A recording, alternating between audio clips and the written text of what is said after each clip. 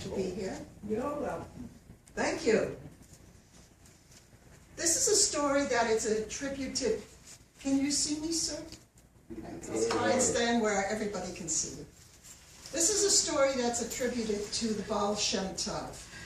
And the Baal Shem Tov was a very righteous religious man who lived in the Poland area around the late 1700s, early 1800s, and he is the one who, they say, started Hasidic Judaism.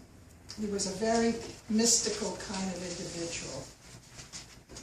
Well, people would come to, well, not people, men, came to his service every Saturday, and they would daven, and they would shekel, back and forth. And one time, one of the congregants said to his young son, "It's time that you came to services with me." Now, the young boy had always heard about going to see the Baal Shem Tov, and he was very excited. Daddy was going to take him to see him, to see the Baal Shem Tov, and be with his people who were praying. Daddy took the young boy, and the young boy sat there kind of quizzical. He didn't know what was being said. He didn't know the melodies, and he really felt like, I don't belong here. But there was something that drew him, something that pulled him in. The little boy was a shepherd for his dad, and what he would do every day is take the flock up into the hills where there was lots of grass, and he would spend all day there with the flock.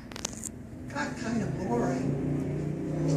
But after having gone to the service at the Baal Shem, with the Baal Shem Tov, he thought of something, and he began looking, and he found himself a nice, long,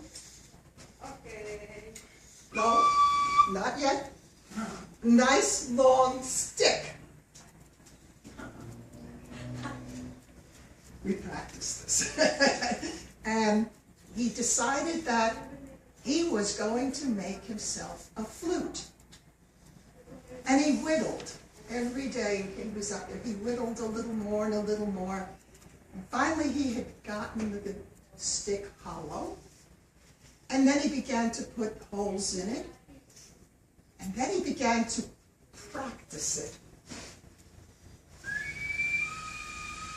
And little by little, he began to learn how to play the wonderful flute that he made. Our dad was taking him to services all the time, and he sat in a corner, and he listened to the prayers, and he learned the music, but he had a music in his heart that was somehow different, but it didn't make any difference.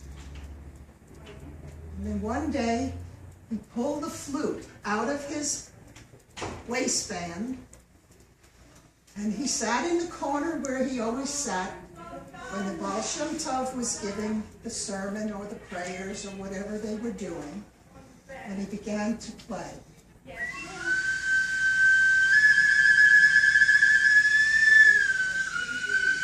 Well, the men in the congregation became so upset.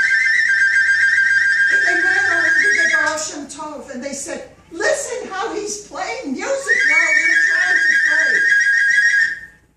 And the Baal Shem Tov looked at the men around him, and he said to them very quietly, "Each of us prays in a different manner.